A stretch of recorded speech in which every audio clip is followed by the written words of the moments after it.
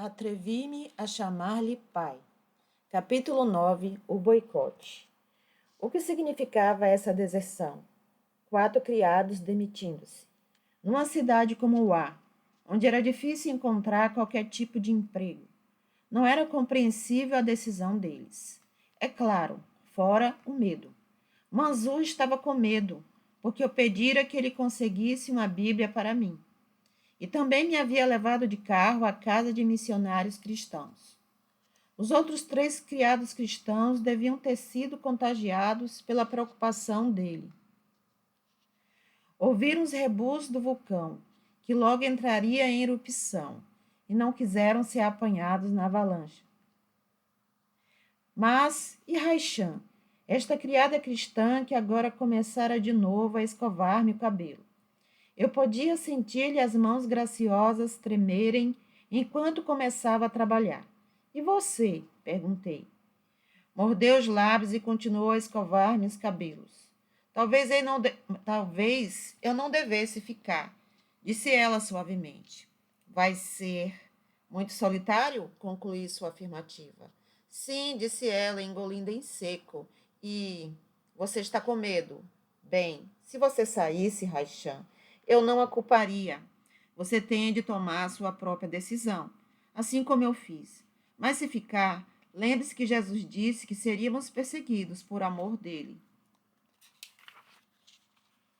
Raichan assentiu com a cabeça, os olhos negros úmidos. Tirou um alfinete de cabelo da boca e começou a fazer-me o penteado. Eu sei, disse ela tristemente. Raichan ficou em silêncio durante o resto do dia. A preocupação dela afetava a Nurjan, que estava perto da histeria. Ao acordar na manhã seguinte, faltava-me coragem para tocar a campainha. Quem ainda estaria comigo? A porta abriu-se lentamente e Nurjan entrou. Então, na quase escuridão das horas matinais de inverno, outra forma seguiu-se. Era Raichan. Mais tarde, disse-lhe quanto significava para mim o fato de ela ter ficado. Ela corou. Begum Sahib Ji, respondeu ela suavemente, acrescentando a terceira saudação afetuosa que significa que a senhora tenha vida longa. Assim como a senhora serve ao Senhor, da mesma forma eu a sirvo. Com a deserção do restante dos meus criados cristãos, minha casa tornou-se ainda mais quieta, em parte porque não coloquei outros nos seus lugares. Minhas necessidades eram menores agora que não recebia visitas da família. Decidi não empregar cristãos por algum tempo. Encontrei um novo chofer, um muçulmano chamado Fazad, e um novo assistente de cozinheiro muçulmano, mas não empreguei ninguém mais. Estava especialmente contente por Mahmud, que continuava a brincar alegremente dentro de casa ou no jardim. Encorajei-o a convidar amigos da vila, e Mahmud aceitou essa sugestão rapidamente. A maioria das crianças era um pouco mais velha. Mahmud só tinha 5 anos. Mahmud, entretanto, era o líder natural. Não acho que era somente pelo fato de ele ser o anfitrião. 700 anos de liderança estavam nos genes da criança e não podiam ser negados, como também não podiam ser negados seus olhos límpidos e castanhos. Quanto dessa herança estava eu colocando em perigo? Quanto dos laços familiares a que o menino tinha direito estava eu ameaçando? No dia anterior, ele tinha perguntado de novo quando é que seu primo Karim iria levá-lo para pescar. Karim tinha prometido ensinar Mahmud a pegar trutas que deslizavam por entre rochas musgosas do riacho que corria por nosso jardim e mais adiante juntava-se ao rio Taura. Mamãe, Mahmud havia perguntado, quando é que Karim vem? Olhei para o menino cujos olhos brilhavam e simplesmente não tive coragem de dizer-lhe que sua pescaria estava cancelada. Mahmud ainda não podia ter sido atraído de maneira significativa para o cristianismo. Lia histórias da Bíblia para ele. Ele gostava tanto dessas histórias que mudei seu horário de dormir de 8 para as 7h30, a fim de termos tempo suficiente para elas. Mas o que eram algumas histórias comparadas a uma viagem de pescaria? E amigos? Pouco a pouco, os amigos de Mahmud começaram a faltar. Mahmud não podia compreender isso, e quando tentei explicar, ele olhou para mim intrigado. Mamãe, disse ele, a quem a senhora mais ama, a mim ou a Jesus? Que devia dizer, especialmente agora quando ele se sentia tão solitário. Deus tem de vir em primeiro lugar, Mahmud, disse eu, parafraseando a advertência do Senhor, de que a menos que coloquemos a família depois dele, não somos verdadeiramente seus. Devemos colocar Deus em primeiro lugar, disse eu, até mesmo antes das pessoas que mais amamos no mundo. Mahmud parecia aceitar isso. Parecia estar ouvindo enquanto eu lia a Bíblia para ele. Certa vez, depois de ler para ele o versículo, vinde a mim todos vós que estáis cansados e sobrecarregados, e eu vos aliviarei. Ouvi sua súplica da hora da soneca. Jesus, eu te amo e virei a ti. Mas, por favor, não me des descanso. Eu não gosto de descansar. Ele até colocava as mãos em postura de oração, mas eu sabia que era difícil para ele ficar sozinho e ver-me sozinha. Nenhum parente, amigo ou conhecido se desviava da rodovia Tronco Grande em direção à minha casa. O telefone também não tocou mais. Então, às 3 horas de certa manhã, meu telefone branco ao lado da cama tocou. Procurei o aparelho com o coração batendo fortemente.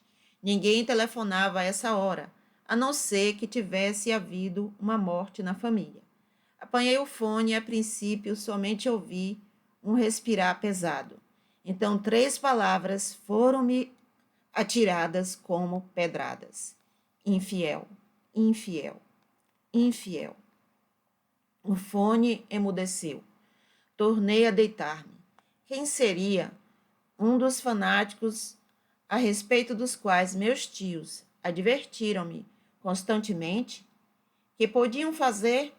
Oh, Senhor, tu sabes que não tenho medo de morrer, mas sou uma tremenda covarde. Não posso suportar a dor.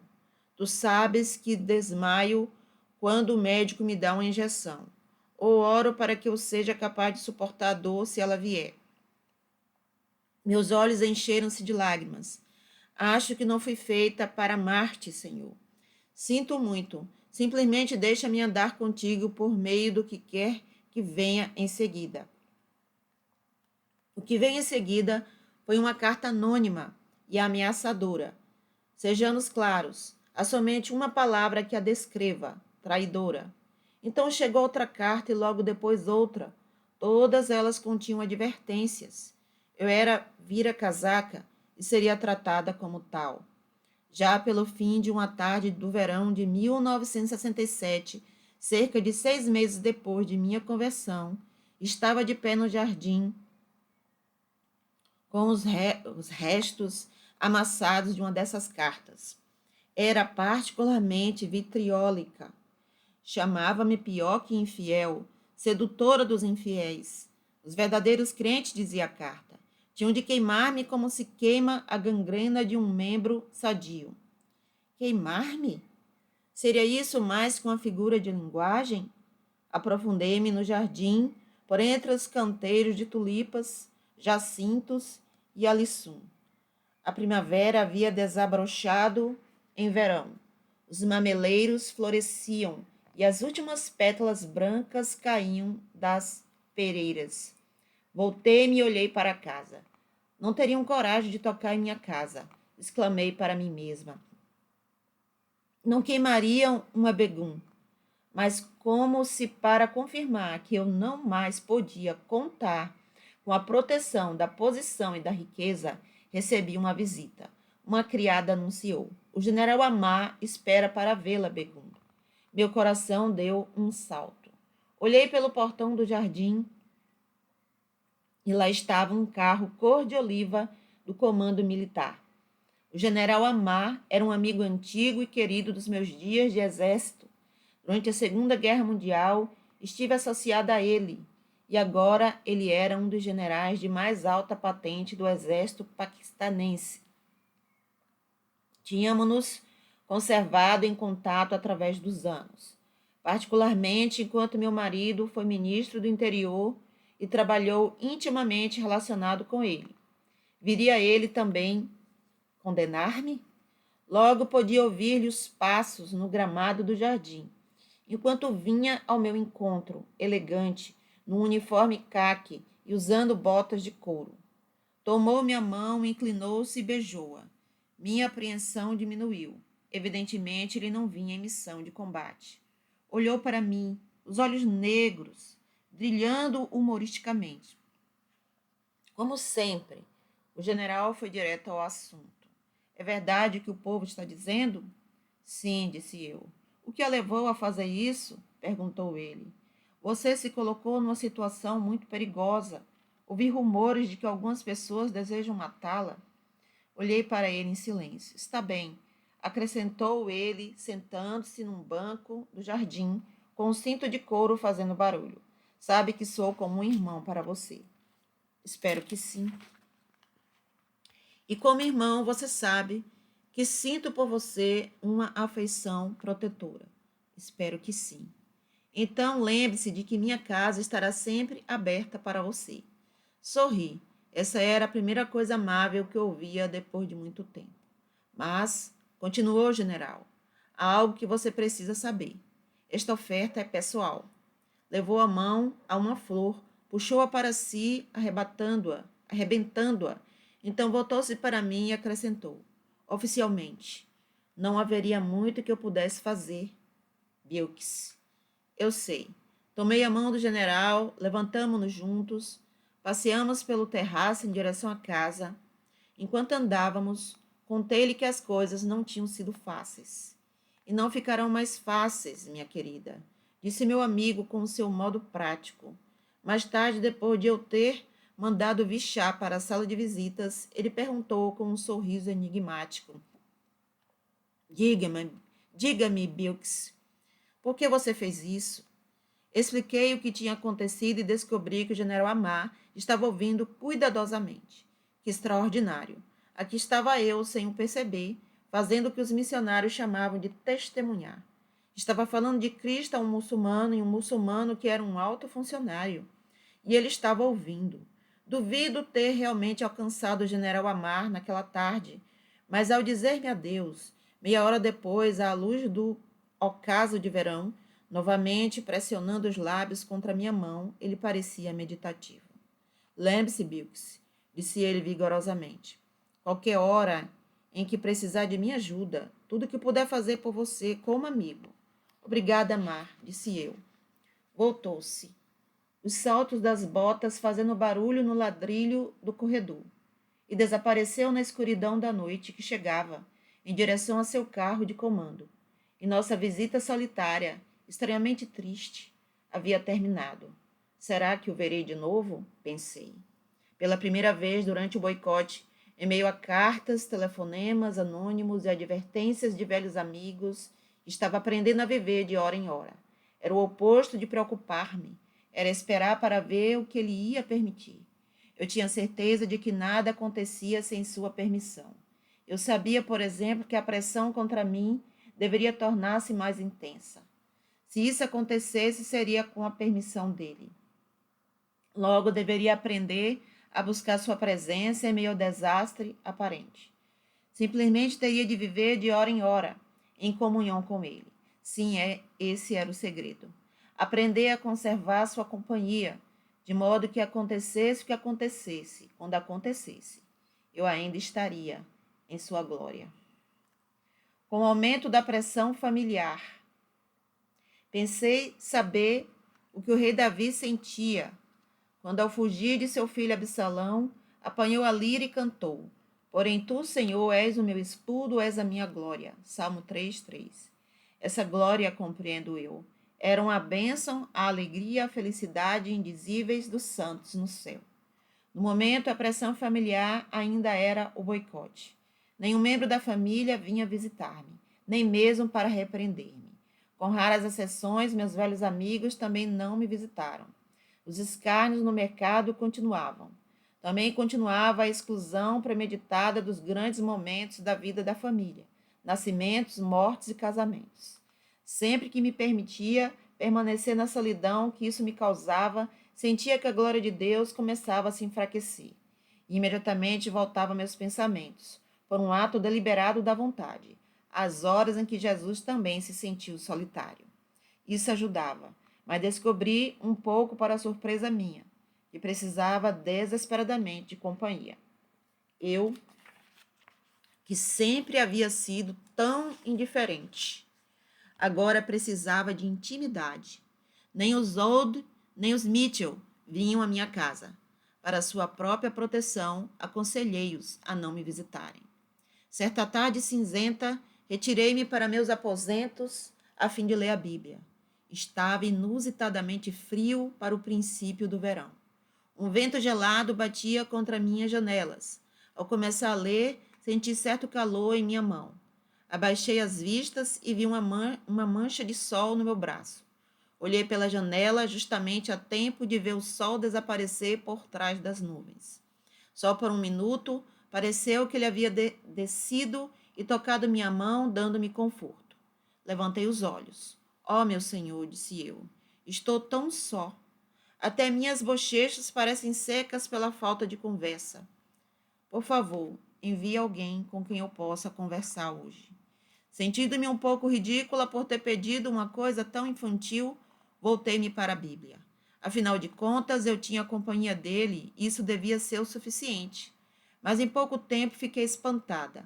Ouvi um som estranho na casa, estranho por ter estado ausente por tanto tempo. Vozes subiam do andar de baixo.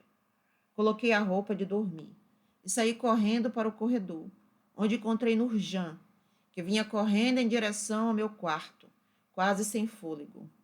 Oh, Begum Sahib, gritou ela, os Old estão aqui. Louvado seja Deus! Exclamei e corri ao seu encontro. É claro que via Ken e Mary nos cultos de domingo na casa deles, mas isso era diferente, uma visita no meio da semana. Mary apressou-se em minha direção, tomando-me pela mão. Simplesmente tínhamos de vê-la, Bilks, disse ela, os olhos azuis brilhando. Não temos nenhum motivo especial, simplesmente gostamos de estar com você. E que visita foi aquela? Compreendi enquanto conversávamos que eu havia cometido um erro ao não convidar as pessoas para visitar-me. O orgulho havia impedido que eu admitisse a necessidade de companhia. Subitamente tive uma inspiração. Por que não convidar as pessoas à minha casa para as reuniões de domingo? Não seria isso jogar pólvora no fogo? Tentei desfazer-me do pensamento, mas ele teimava em permanecer. No momento em que meus amigos se preparavam para sair, eu disse rapidamente: vocês não gostariam de vir aqui nesse domingo à noite? Os Old olharam para mim um tanto espantados. Estou falando sério, disse eu, estendendo as mãos. Esta velha casa precisa de vida. E assim ficou decidido. Nessa noite, a preparar-me para a cama, pensei em quão maravilhosamente o Senhor provê tudo para nós. Quando a família e os amigos me foram tirados, ele substituiu por sua própria família e amigos. Dormi em paz e acordei com o calor do sol entrando pela janela. Levantei-me e abri a janela, regozijando-me à brisa suave do verão. No aroma de terra do jardim, eu podia perceber o cheiro do hálito do verão que havia chegado. Mal podia esperar que chegasse a noite de domingo. À tarde de sábado, venho encontrar a casa cheia de flores. O assoalho e as janelas brilhavam de tão limpos. Disse a Raichan que podia unir-se a nós se quisesse. Mas ao ver seu embaraço, percebi que ela não estava preparada para um passo audaz como esse e não insisti mais. O domingo arrastava-se enquanto eu conservava Mahmoud fora da sala de visitas, arrumava o tapete persa, constantemente rearranjando as flores, limpando um resto de poeira aqui e ali. Finalmente ouvi o barulho do portão abrindo-se de carros chegando. A noite foi tudo o que eu esperava, com cânticos, oração e testemunhos do que o Senhor estava fazendo. Éramos somente 12, além de Mahmoud, sentados confortavelmente na sala de visitas. Mas eu poderia jurar que havia 1000 outros convidados também, invisíveis, mas bem-vindos. A noite teve outro propósito peculiar. Também, um propósito que eu não tinha previsto. Aconteceu que meus amigos cristãos ainda estavam muito preocupados comigo. Você está se protegendo bem? perguntava Mary. Bem, ri. Não há muito que eu possa fazer. Se alguém quiser fazer-me mal, certamente encontrará uma maneira. Quem olhou em torno da sala de visitas e para fora das grandes portas de vidro para o jardim. Você realmente não tem muita proteção aqui, disse ele. Eu não tinha percebido quão vulnerável você é. E seu quarto? Perguntou Sinove. Todo mundo achou que devíamos dar uma olhada no meu quarto, de modo que todos nós fomos para lá. Quem ficou particularmente preocupado com as janelas que davam para o jardim. Eram protegidas somente pelo vidro e uma tela de filigrana. Ele sacudiu a cabeça. Realmente não é seguro. Você percebe. Você deve fazer algo a respeito, Bilks. Deve mandar instalar uma grade espessa de ferro. Qualquer pessoa podia quebrar isso e entrar. Disse que iria providenciar tudo no dia seguinte. Seria a minha imaginação ou a glória dele diminuía enquanto eu fazia a promessa. Finalmente dissemos adeus, e retirei-me mais feliz do que estivera durante muito tempo. No dia seguinte, entretanto, ao preparar-me para mandar chamar o ferreiro da vila, uma vez mais senti que a presença do Senhor diminuía rapidamente. Por quê? Seria porque eu estava prestes a agir, levada pelo medo? Era certo que toda vez que me dispunha a mandar chamar o ferreiro, minha ação era impedida. Então compreendi por quê. Ao espalhar-se a notícia de que eu estava mandando colocar grade nas janelas, todo mundo perceberia meu medo. Eu até podia ouvir o comentário. Que tipo de religião é o cristianismo, afinal de contas? Quando a pessoa se torna cristã, então fica com medo? Não, decidi não instalar grade nenhuma nas janelas. Nessa noite fui para a cama confiante de haver tomado a decisão correta. Adormeci imediatamente. De repente fui acordada por um ruído. Sentei-me na cama espantada, mas sem temor. Perante mim descortinava-se uma vista maravilhosa. Através das paredes do meu quarto, de um modo sobrenatural, podia ver o meu jardim. Estava inundado por uma luz branca e celestial. Eu podia ver cada pétala de rosa, cada folha de árvore, cada lâmina de grama, cada espinho. E por sobre o jardim pairava uma serenidade calma. Em meu coração ouvi o pai dizendo: Você fez a coisa certa, Bilks. Estou contigo. A luz diminuiu lentamente e o quarto ficou de novo na escuridão. Liguei a lâmpada de cabeceira. Ergui os braços e louvei a Deus. Ó Pai, como posso agradecer-te o suficiente? Tu te preocupas tanto com cada um de nós. Na manhã seguinte, reuni todos os criados e disse-lhes que podiam ir dormir em suas próprias casas daquele dia em diante, se o desejassem. Mahmud e eu dormiríamos na casa grande. Os criados trocaram olhares, alguns de surpresa, outros de alegria, um ou dois de alarme. Mas eu sabia que uma coisa pelo menos havia sido realizada. A decisão punha fim a qualquer ideia de autoproteção. E com essa decisão voltou à glória e permaneceu por mais tempo do que de costume. Talvez isso fosse necessário para a próxima série de acontecimentos. Certa manhã, Raichan escovava meu cabelo e comentou casualmente: Ouvi dizer que o seu sobrinho Karim morreu. Dei um pulo da cadeira e olhei para ela incredulamente. Não, sussurrei, não Karim, que prometera levar Mahmud para uma pescaria. Ele era um dos meus sobrinhos prediletos. O que tinha acontecido? Porque tinha eu de descobrir até a morte de Karim por meio dos criados? Com força de vontade de aço, ganhei controle de mim mesma e forcei o corpo de volta à cadeira para que Raichan pudesse continuar o seu trabalho. Mas minha mente corria em disparada. Isso pode simplesmente ser um rumor, pensei. Raichan pode ter se enganado de nome. Meu coração animou-se um pouco. Mais tarde, pedi que uma criada mais idosa descobrisse o que realmente havia acontecido. Ela foi à vila e depois de uma hora voltou com um semblante descaído. Sinto muito, Begum Sahib, disse ela, mas é verdade. Ele faleceu ontem à noite de um ataque do coração e o enterro vai ser hoje. Então essa criada que tinha o dom de descobrir tudo, deu-me notícias que me magoaram ainda mais. Minha tia, disse minha criada, sabia quanto eu amava seu filho e tinha pedido especificamente que minha família não deixasse de me avisar que seu filho morrera. Ninguém cumprira o desejo dela. Mais tarde, sentei à janela, meditando em tudo isso. Eu tinha sido excluída dos acontecimentos familiares por 6 meses, mas jamais o boicote tinha magoado como dessa vez. Enquanto me balançava suavemente na cadeira, Comecei a orar pedindo a ajuda do Senhor e, como sempre, ela chegou. Dessa vez foi como se uma capa confortadora tivesse sido colocada sobre meus ombros. E com tal sensação, veio-me à mente um plano de ação em comum. A própria ideia chocava-me. Era tão audaz que eu sabia que procedia do Senhor.